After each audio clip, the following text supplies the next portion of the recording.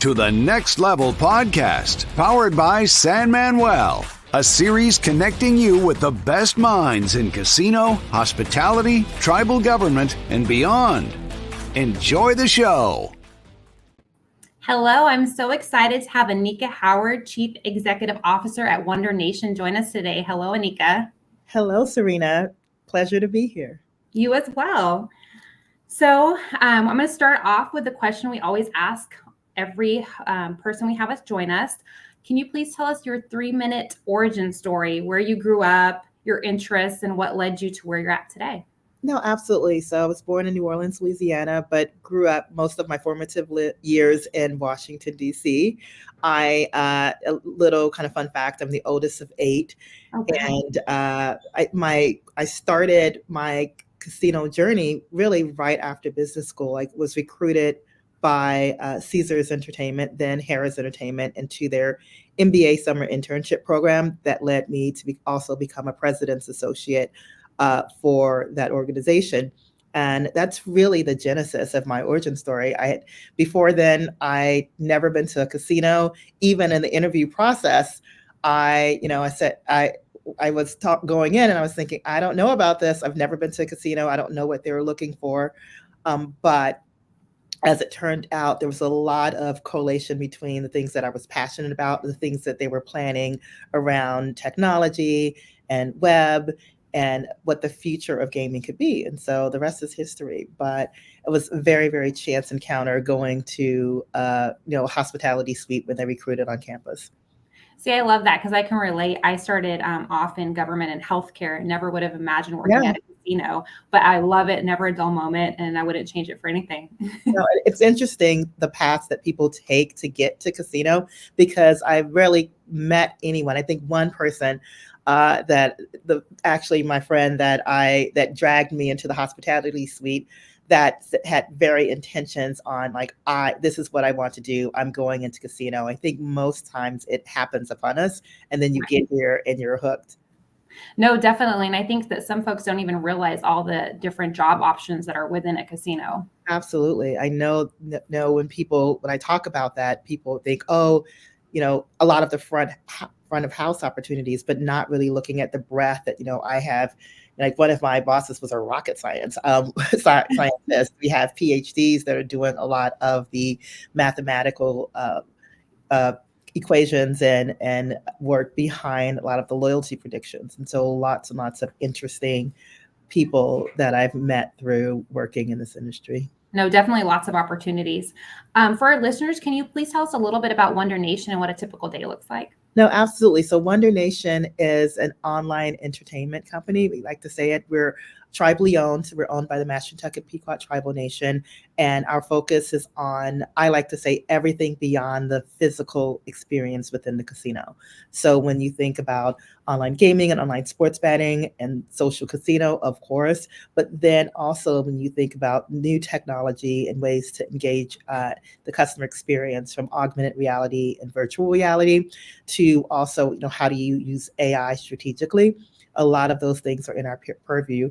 And then most recently, shortly after we launched, we saw that there was an opportunity, especially when working with other tribal nations, to from a professional services standpoint. So how can we provide strategic visioning assistance to other tribes as well as part of our offering?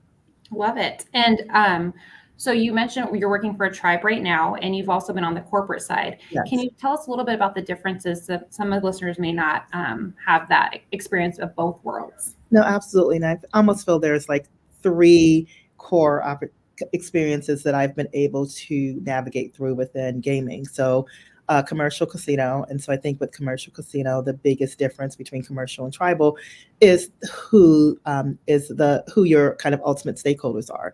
In a commercial casino, you're beholden to the shareholders and the board of directors, and you have very, very clear targets financially and operationally that you need to hit. The same is true for tribes, except for you're beholden to the tribal nation. So you're beholden to the citizens of that tribe and to the tribal council and to the tribal government. And what I like about kind of once I transitioned from casino operations and and kind of that core commercial to the tribal side, is that there's this very sense of, that feeds my altruistic nature, where you're actually not just working for an organization, but you are not just working for a company, but you're working for a community. You're working for people. You're working to very specifically focus on trying to improve their kind of way of life and kind of how they're looking at of kind of generations to come. And so you're working not just with kind of profitability of making sure that you're good stewards of their resources, but also to make sure that you're creating a strong foundation for future generations to come. And so I do like that aspect of it. And then the other part that I've had the pleasure of being able to work in is part of the supplier side. So it's IGT. And so now transitioning from actually kind of running the business to working and building the technology that a lot of the tribes and commercial casinos depend on to run their casinos. And so did a lot of work on the development of kind of the Play Digital platform and online sports betting and online casino mobile apps. And how do you look at bringing those solutions to the market for operators? So I really kind of like that I've been able to navigate through a number of different areas within gaming. Yes, no, definitely. It really sounds like that. And I agree with you on the aspect of working. I haven't worked for anyone but a tribe outside, like in this industry per se. But I think that what I love the most is you feel like you're part of a family and there's a bigger purpose, and you are making an impact for the tribe for generations to come, like you mentioned. And that's huge, right? That helps build that passion. It really does. And for me, I think that, and for me, there was a sense of community and connection and belonging that I immediately felt, especially here with Mashantucket and Pequot Tribal Nation. That was a very different dynamic than starting and anywhere else I've worked. And so it kind of hit me differently coming and working for a tribal nation. So you mentioned that you've had all this experience in various, from marketing to the operational side to the gaming product side. What was one of your most important early jobs that really helped define where you're at today? Now, I was thinking about that when I saw, and I think for me, early on, actually, my first position after my president's associate rotation, I was responsible for leading the initiative to relaunch at that time, Harrah's.com, Caesars.com website, and bringing it up into a transactional website. And what I didn't realize at the time is that time was really instrumental, not just for Caesars or Harrah's at the time, but for the industry in general, because there was this shift between having websites be very, very just informative to being transactional. And so a lot of the work that I did with that team was really proud of it because it was transformational in the industry. So we focused a lot on not just creating the website, but tying it to revenue management and making and creating kind of the first part of a loyalty program where players could log in and check their accounts and in revenue management. So tying that information to ensure that the way players were acknowledged on the website would be the same way that a player, if they were calling their host, would be acknowledged. And all those things were very new things for the industry. And all those things have been very persistent now. Now you think about that and you don't think of a website that doesn't have a login to a loyalty program. It doesn't have a way for you to use your points, et cetera, to make a reservation. But a lot of what we're doing with the genesis and start of that. And so looking back now, that was a very pivotal point for me because not only did I learn so much about managing kind of a matrix and cross-functionally and communicating through all levels of the organization and dealing with challenges, but it also was a way to, when you're looking back, that my career and my accomplishments mirrored kind of points in a pivot within the industry. So I like that a lot. And you've mentioned, like, we do work in an industry that moves so fast. Yeah. So how do you prioritize when things are constantly moving, constantly changing, and one day to the next can be totally different. Yeah, so really just kind of acknowledging that you can't boil the ocean and figuring out what are the things that are going to make the biggest impact. And so I usually look at level of effort and level of impact and kind of where those two intersect. That's really where you start. Things that are lower level of effort that have a high impact, start there, and then kind of go from there. And then what is your pull or motivation that keeps you energized in that process?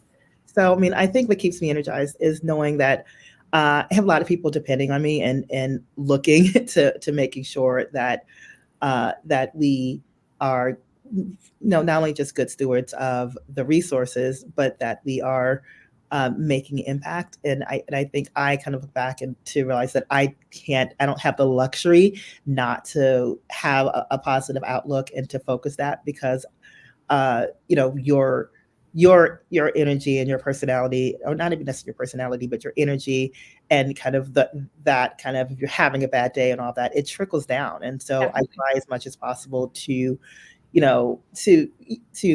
be transparent, but also look at to say and be very solutions focused, because there's, like you said, there's so many things that are happening. And I think it's important to say, okay, I know there are all these things that I can't control, but there are things that I can. I can control how I respond to it. I can control kind of the diligence and effort I take in terms of how I address it. I control how I show up for people. And so those things are things that I focus on. And speaking of showing up for people, and you definitely have to have a strong team. What are some things that you look for when you're hiring?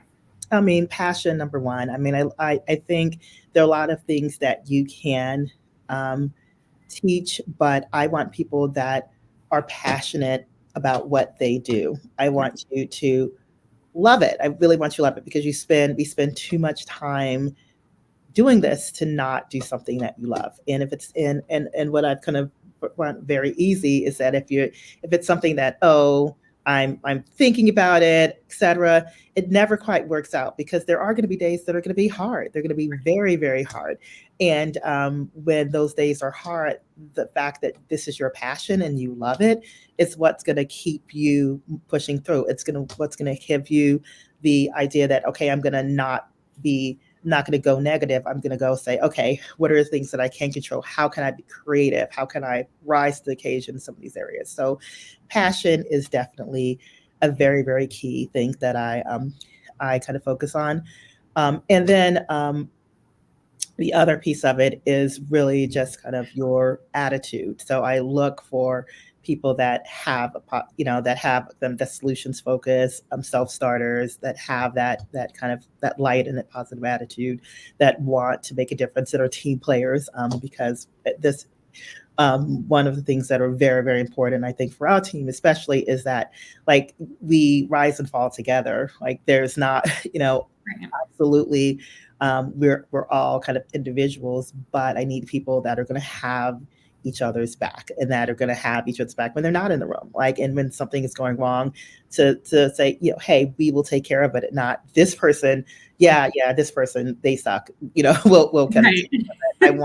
I want people that are going to protect each other. No, it's definitely that we factor, whether it be the we in collaborating, or just making sure that everyone's on the same page. You definitely need a team that's passionate and forward thinking. Yeah. Are there any other things that you can think of that are key to building a strong team?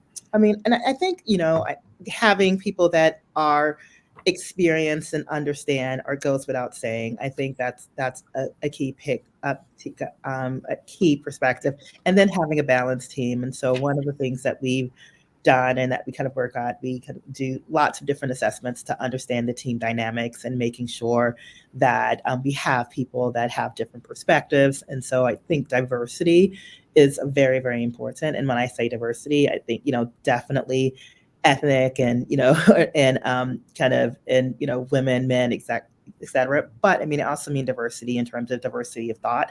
I love people from outside of the industry in, because I do feel like there are things that we can learn from, and I think a lot of skills are transferable. I believe in diversity of So diversity of thought is very important. Diversity of experience are important. I love, love, love. I mean, everyone's talking about Gen Z and millennials, but I love them because they have a very fresh and interesting energy that they bring and perspective. And so, and then you have your season that always brings that in. And so I think it's that combination. That's where the magic is, because you want people that are bringing new ideas, and you want it to be tempered with people that have that experience. You can say, absolutely, but let's do it this way. So people that keep each other and learning from each other, right? Exactly. Because I learn from everyone, and I think that's the perspective that people need to have. That no one has it has the answers to everything. Absolutely, yes. Yeah. Speaking of learning, who was your biggest influence early in your career that shaped who you are today? Did you have like a mentor or someone you just aspired to be? Oh no. So I mean, I think there were a number of people.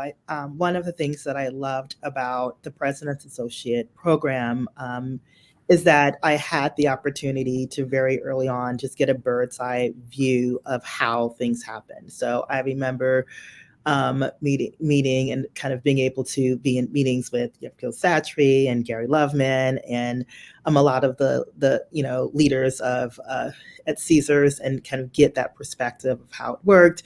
I got paired with division presidents that are great, two people that even then and are still very influential to me now. Suzanne Trout, who I met like probably very, very early on in my career. And now we're on the board of Global Gaming Women together. And she was the one that reached out to me about an opportunity to come to Foxwoods. And so you have someone that, has been there at very many points in my career.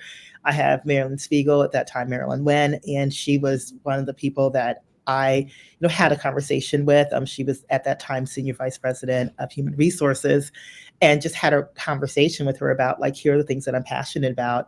And, behind the scenes, you have these people that are advocates. And shortly thereafter, had an interview that kind of landed me my first gig in Vegas that put me down on this trajectory now, and have always been there kind of doing pulse points. And so what I've learned is that a lot of times, and both of these women, there are years and years and years where we're not working together, or I haven't kind of talked to them on a daily basis, but you just have these people that are always advocates and allies that are in the wings. And so for me, I feel like they're kind of the people that I see every day. And then there are the women that I think have been kind of just great resources propelling me forward.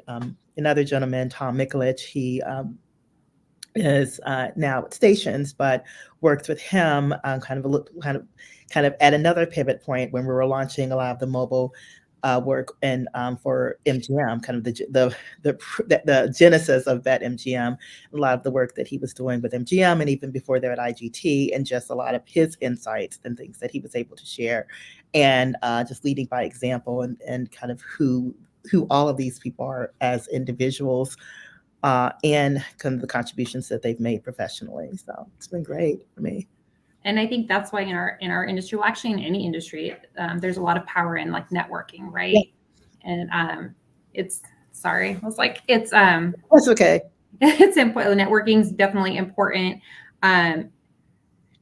in all that we do, and this helps you stay connected, because you can go times without talking to someone, but then when you see them again, you've already established that relationship. So I think it is very important. What was the most influential moment or moments early in your career that helped you be successful today? So I think there are a number of things.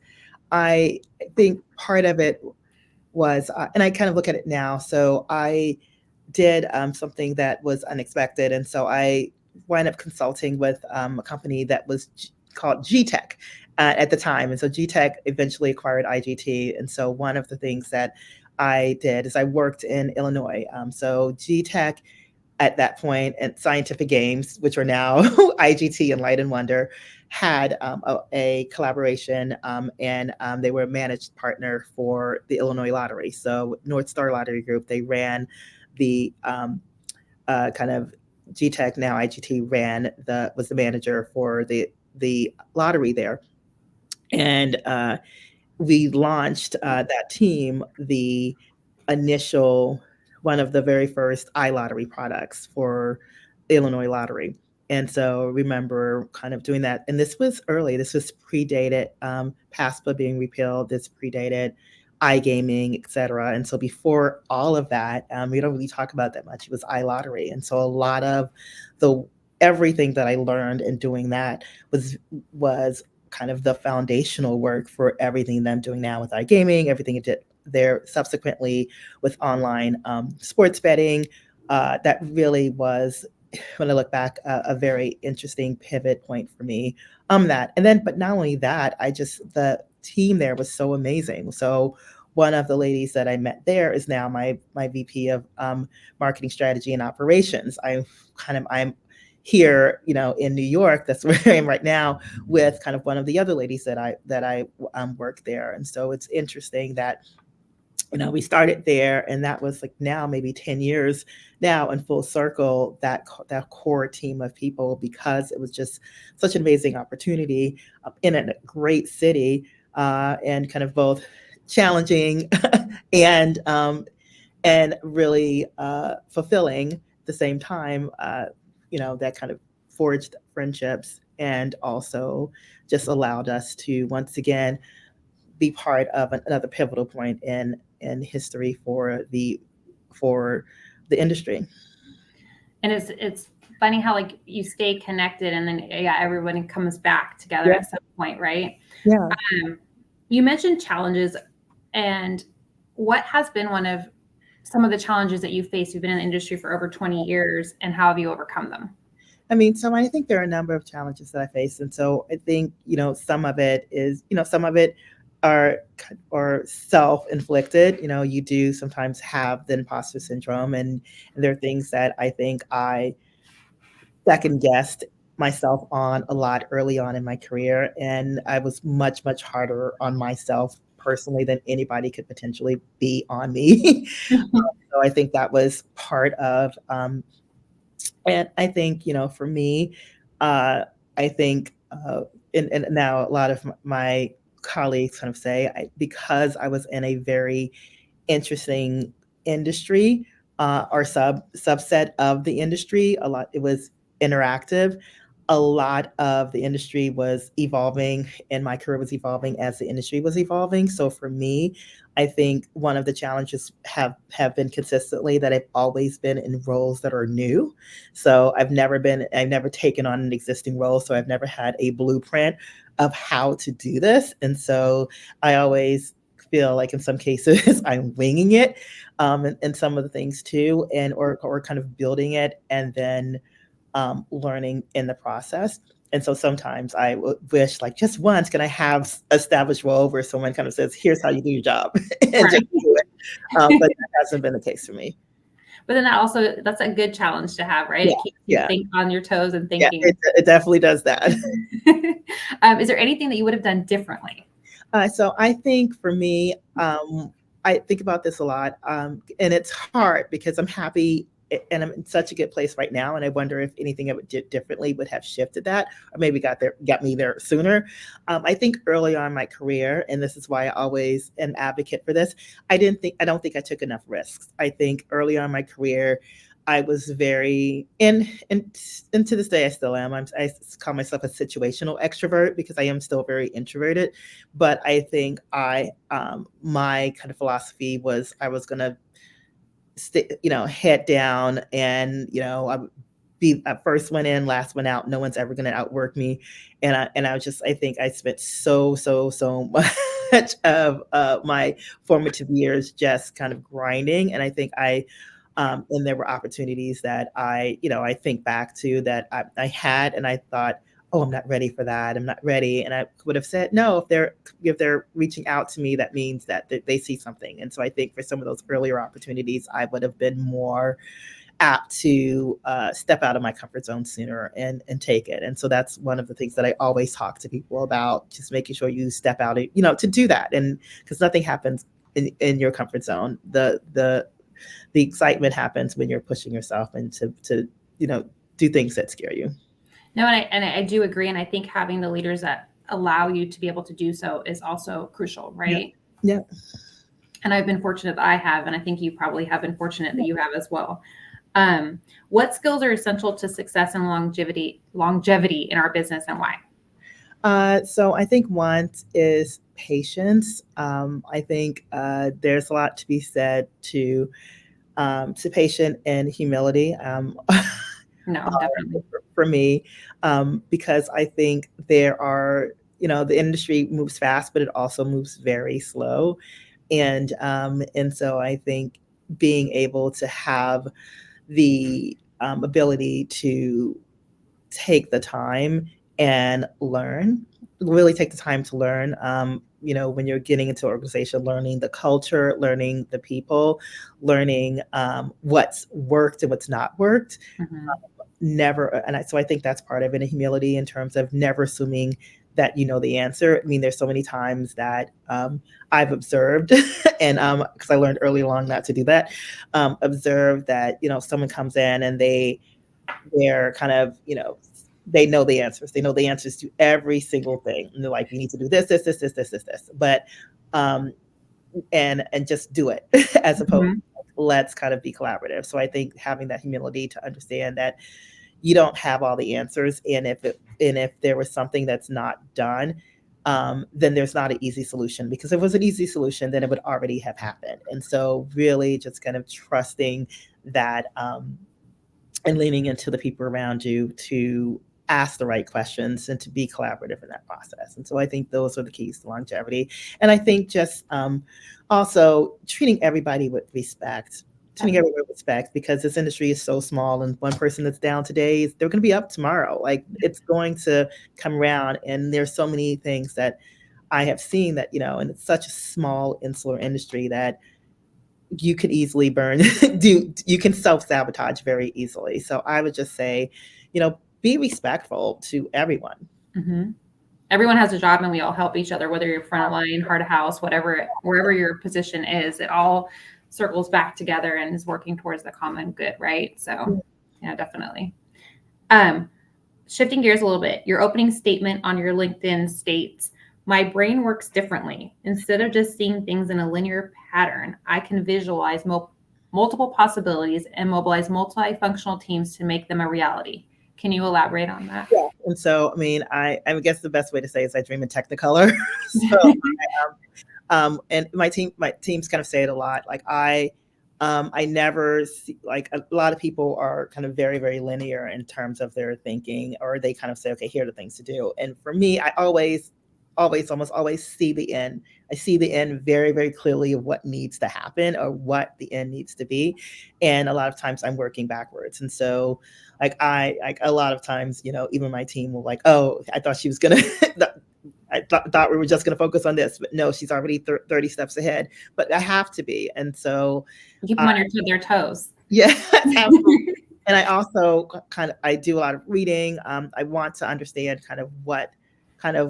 how do we make sure that we're not just designing for today, but we're making things that are going to stand the time. And so because I've been on projects where, by the time you launch it, it's obsolete. And so I don't want to be that. So a lot of, for me, it's like, what is end state, what is future goal, and how do we work backwards from there?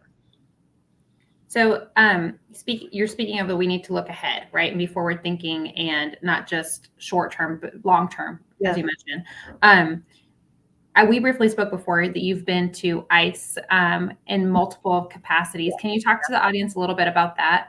Yeah, no, one of the things that I love about, so ICE is kind of one of the premier online gaming conferences, and it's been based in the UK.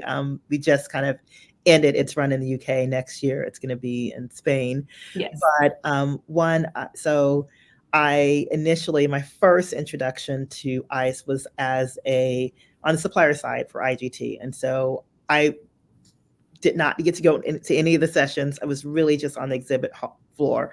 And the focus on that was to share and present, like, here is the newest tech, here are what we're doing, here are the different things to do. And I loved it then because you had opportunity to meet so many people that were going through this journey of, finding technology and wanting to do that.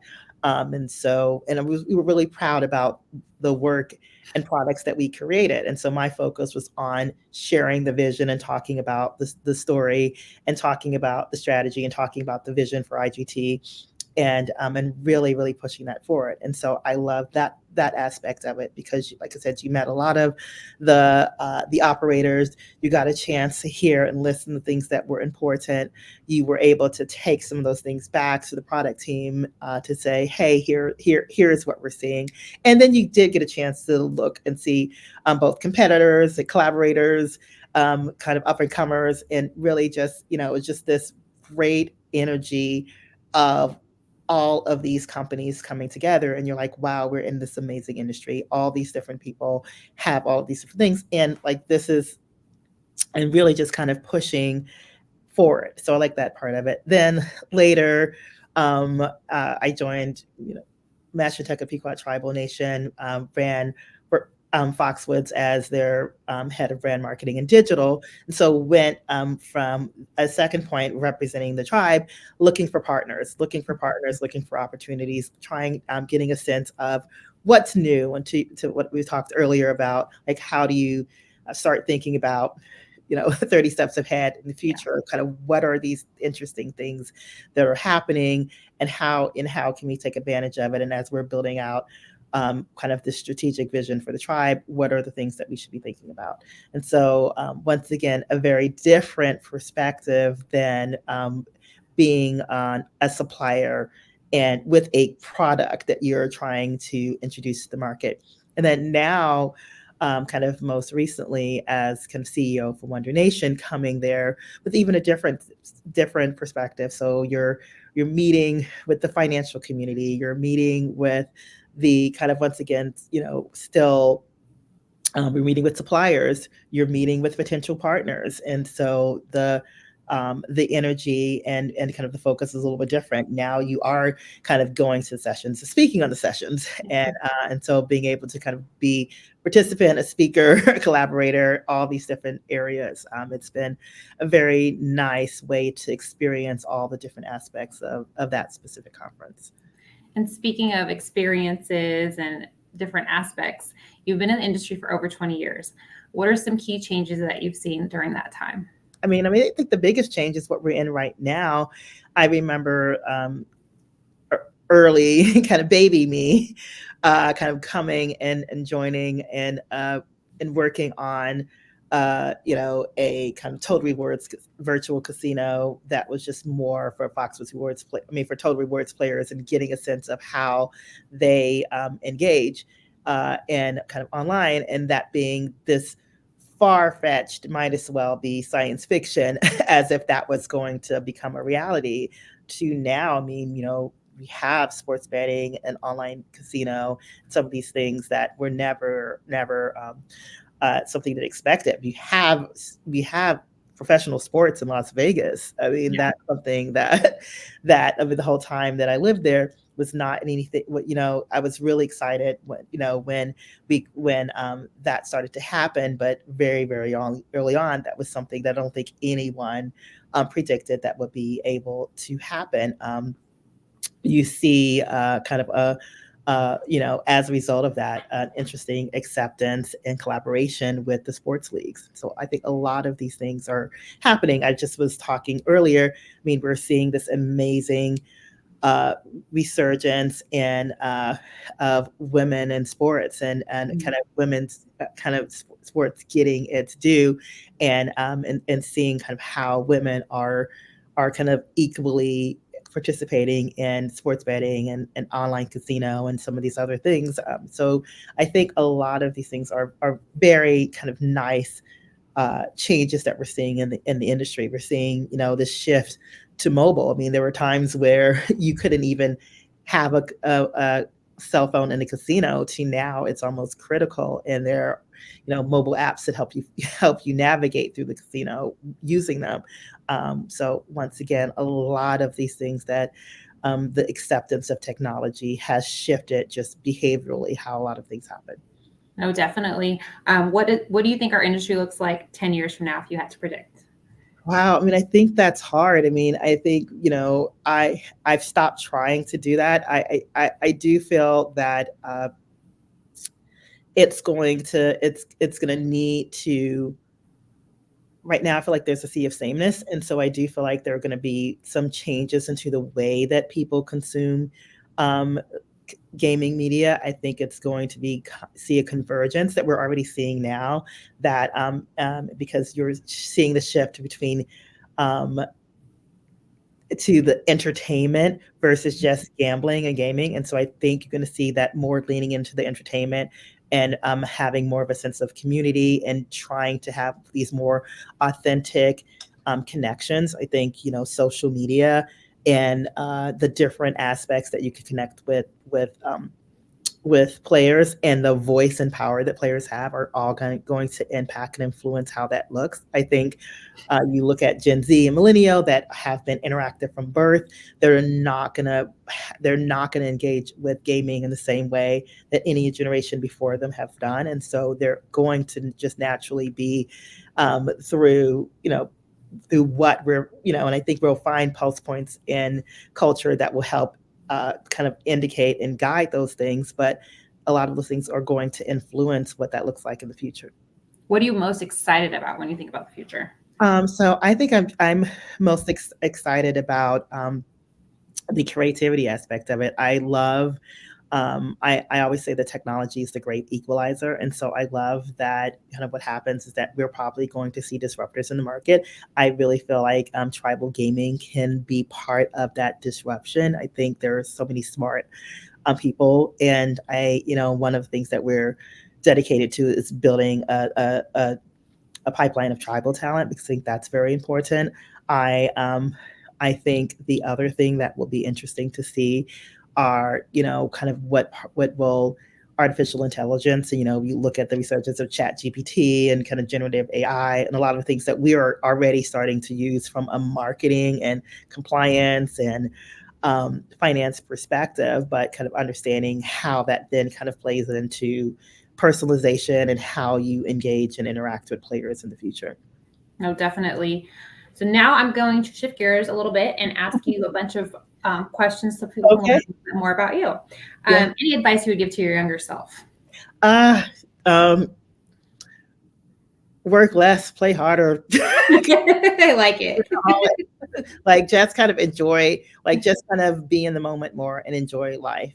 And like you mentioned earlier, don't be afraid to take risks, right? Absolutely do not be afraid to take risks. Yeah.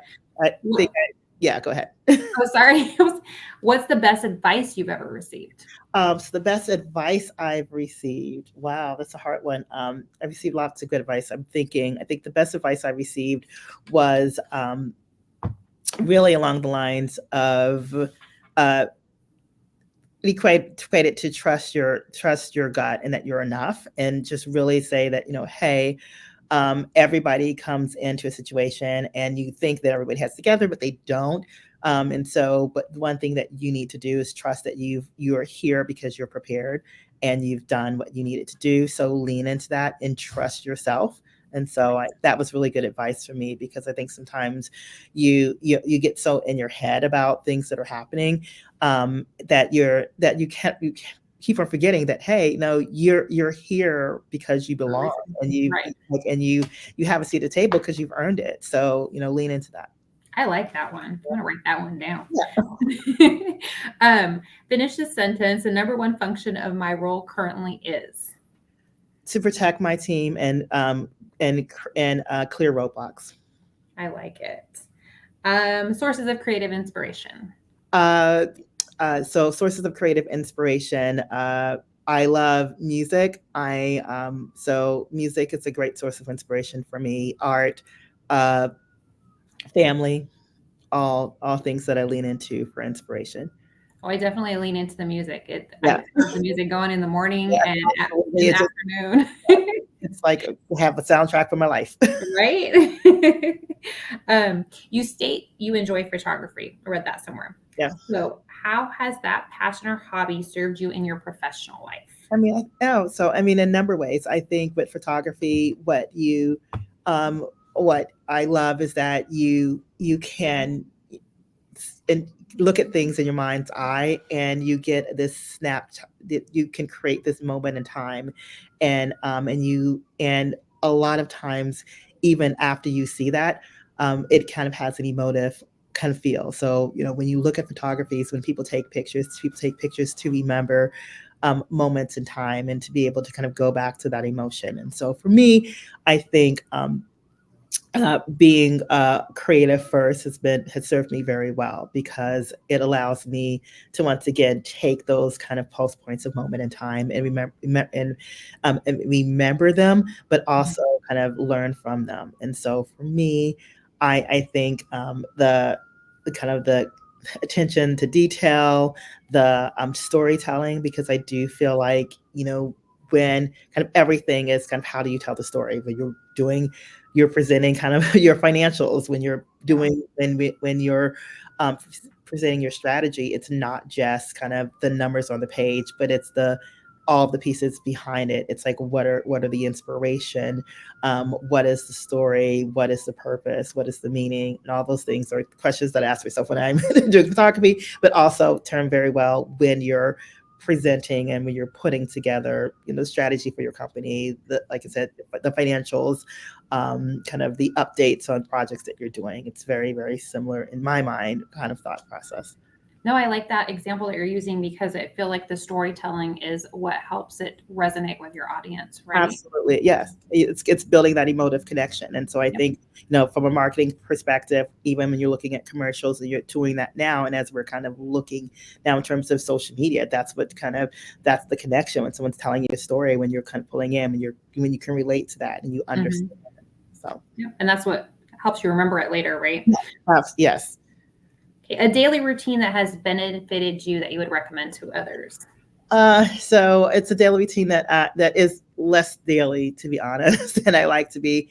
And I think sometimes it sounds so pretentious, but I'm a writer, and so I like to journal. And I do, like, sometimes, like, and even sometimes it's less. It's like if I have something that's stuck in my head, or even if I'm super upset and I just like, I need to write it to get it out so I can get past it. But journaling is something that I kind of do, and it's because, like, I always, when I kind of fall off and, like, I find one of my other journals and I start reading it, I was like, wow, this is very helpful, and it makes me start again. So, and in a lot of cases, I have friends that do different. Sometimes it's photo journals, and sometimes it's easy as, they use Pinterest in that same way. But, like, what are some of the things that you can do that will kind of help you remember and process what you're going through at that moment in time? I just started doing that for my birthday a few weeks ago. Someone gave me a journal, and just journaling, like, your favorite moment from the day. Yeah. It doesn't have to be a lot. It doesn't have to be a lot. And so I think what we did, kind of with Global Gaming Women, at one point, some of the board, we started doing gratitude journals. And so it's just kind of, you send, to, 5 people, this is what this is why I'm grateful for you. And so there are little things that you can do. So it doesn't have to be like a War and Peace novel that you're writing each time, but like you said, it can be just very, very clear moments in time. So, you said you like to read a lot. Yes. Stay innovative. Do you have any book recommendations, whether it's for fun or something inspirational for leadership? Yes. And so the whole thing too. And so and it's like for fun. And so it's kind of weird. I was thinking about whether or not this is the right book, but one of the artists, kind of from a music perspective, that I've been very fascinated with, from as far as I can remember, is Billie Holiday. I remember kind of doing a Billie Holiday kind of thing when I was like in 3rd grade. So I don't know. I think just because my dad played a lot of Billie Holiday growing up. And so they have this book called Bitter Crop, and it's like the heartache and triumph of Billie Holiday's last year by Paul Alexander. And I started reading that. And I always liked to read stories about, because she had a hard life, but she was such an amazing creative spirit and energy. And so I always like to just kind of read those stories, because there's always something inspirational that comes out of that. I think for me, for kind of what to keep up with, I read a lot of like any kind of industry mag, anything now, kind of generative AI. I have been kind of voracious about just, reading the articles, kind of finding information online to do that. That's always a good resource. I look at kind of MIT has this interesting AI program that I've been looking at. So lots of different things too, from a just kind of technology perspective.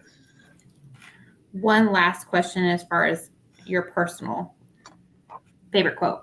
Okay, so and there I do have this quote by Maya Angelou, and I was trying to remember it, but I think it's something like I learned that making a living isn't the same thing as making a life, and I think I love that because one of the things that I've seen and I've noticed from travel is that I mean American culture as we exist, we are really really focused on living to work, and everybody else is really working to live. And so I definitely made that adjustment in my life now too. And that's why I said my younger self would be, just enjoy it more, because you have one life, Right.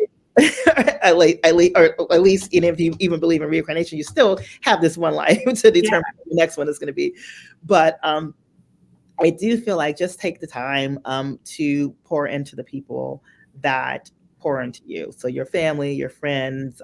That's why I really am kind of a strong believer that I want people that are passionate, because like I said, you want you to enjoy kind of the time that you have and the work you do. And that passion is something that allows you to kind of build a life instead of just living. Yes, I like that. Okay, I have two more questions, and I'm going to ask you our question we ask all of our guests. Okay. First, before I do that, studies show that less than 10% of women are CEOs. Why do you think that is, and what tips do you have to aspiring women who want to be a CEO?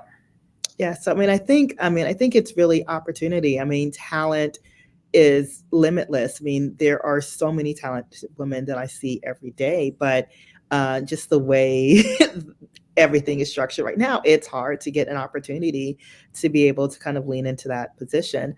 And so like I said, I'm fortunate to the Master Tech and Pequot Tribal Nation, to Chairman Butler and the Tribal Council for seeing and trusting in me to lead this enterprise for them. And I, recognize that you said it is very much a rarity that I am very much understand that I'm in a privileged position to have. I think one of the things that you can is, really kind of always being prepared, making sure that, from a leadership standpoint, you're kind of leading with compassion and you're doing those things. I would say get involved in organizations.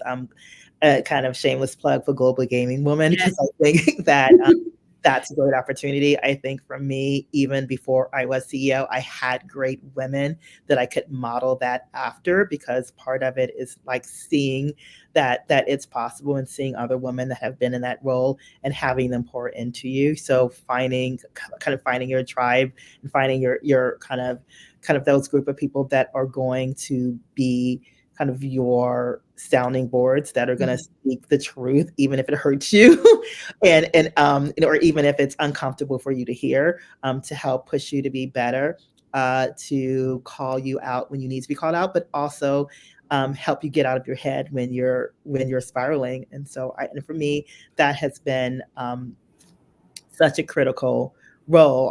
I've had with people that I've met that I have known my entire career, that have been there for me, and we've gone through everything together. So I would just say, a big part of it is you can't do it alone. So no island, no one can do it alone. So I think the first part is just to start building that trusted network, and to continually to find opportunities to challenge yourself and to step outside of your comfort zone, and to build those leadership skills. And I think kind of having that finance foundation is going to be very important. Kind of understanding kind of strategically how things happen, learning everything you can about your organization, if that's kind of how you want to grow. So, no, I definitely agree. I think it's not being afraid to ask for help and finding like the mentor and the right resources. Absolutely. Yeah, agree. Something you've changed your mind on now that you're a CEO compared to where you were as a leader 10 years ago? So this is interesting, because it's hard. I think in some ways I've become, I think early on I was nicer. So I think I'm starting to realize, more importantly, kind of team dynamics and how important it is to protect the majority. And to kind of weed out kind of opportunity, weed out when you have people that are super negative Nancy's or not performing to the level that you need to be. I think current me is less tolerant of that than former me, because former me would have been like, no, let's kind of work together. But I mean, new me is just kind of like, because of the cadence and pace that we have to do and because of things we need to do, people that need help, that are genuinely trying to be better, absolutely. People that don't, and that are kind of very, very intentionally, not necessarily, they're not helping themselves. and kind of poisoning the well. Mm-hmm. I think for me, I've become much more focused on making sure that that I protect those that need to be protected. Yep. No, I agree. I think I'm at a point in my life where I'm just like that in general, personally and professionally. Yeah, no, and exactly. Protect your peace at all costs. And so I think that's the whole time too. It's like, life is too short and there are too many things that need to happen to kind of, to entertain things that aren't serving the greater good. No, definitely not. That we want to focus on the things that that don't need to drain us, right? Exactly. That's a perfect way to put it. Like, perfect way to put it. Okay, so our famous last question: 3 tips you would provide to anyone who wants to take their career to the next level. So 3 tips. I mean, so one, I think we talked a lot about it, so this is good. So I think educate yourself, kind of understand kind of what are the things that are important to whatever field you are, and just become, voracious about learning and kind of doing the things that are going to help you be better at that. I would say, find your passion. I think that's kind of the biggest opportunity. I think so many people kind of say, I want to do this. I want to be a marketer. I want to be this, because it sounds good, but like, is that really what you want to do? And so, and if it's not, it's okay, but find that thing that kind of really feeds you and fuels you and make you happy, and not necessarily a thing that you think is going to make you the most money. Because what's going to happen is that you're going to find early on that if it's making you money, but it's not making you happy, it's not worth it. Really, you're not going to feel fulfilled, right? Not going to feel fulfilled in any way. And I would just say, try to find balance. I mean, I think balance in some cases is a myth, but I do feel like, trying to find those pieces of it, and don't sacrifice career for your relationships that feed into you. So like your family, kind of your friends, and pieces of that. Don't just make sure that you find time for the people who love you. No, definitely. I agree. Be intentional with your time, purposeful, right? Yeah, I think that was 3. That was 3. Yeah. Well, thank you so much, Anika. I know you're busy, so we really appreciate you taking the time to join us today. And I'm sure our audience gained a lot of good nuggets. Right. And it was great having you on the show. Well, thank you, Serena. It's been a pleasure. Thank you. All right. Check out more episodes at thenextlevelcareers.com.